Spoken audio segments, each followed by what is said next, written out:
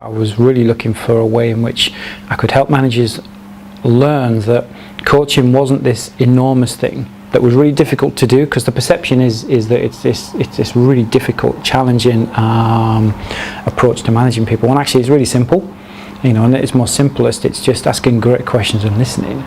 So it was about finding a way to enable managers to do that really effectively every single day. It was born out of looking at how we take our managers onto, I guess, the next step of their development.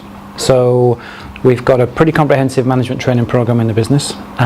We take managers through kind of what I would describe as the core requirements of a manager or team leader in terms of recruitment, induction, performance management, absence management, all those kinds of things. And that's kind of very much transactional. Whereas what we wanted to do was actually, well, how do we make managers that bit more effective in terms of managing on the line? Everybody gets that when somebody's new, they need lots of direction. We need to tell them. And everybody gets that when somebody's really experienced, we can leave them to crack on and just get on. The honest answer to that question is the initial conversation with Neville wasn't about coaching training at all. Yeah. It was actually a conversation about sales training, and at the time Neville came to talk to us, we'd already engaged a third-party organisation to do some sales training for us. But when I'd looked at the website, I'd kind of noted that you guys do coaching as well. I talked to a lot of people around the business, managers and members of the team.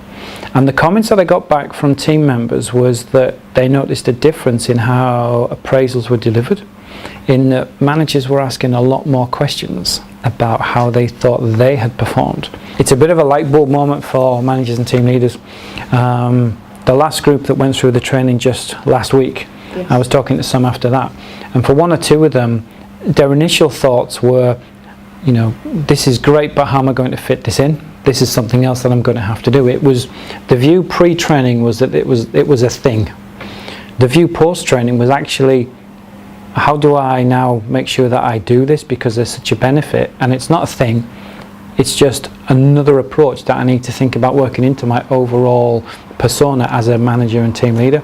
We get mixed up between training and mentoring and learning and coaching. It all blurs and gets fuzzy.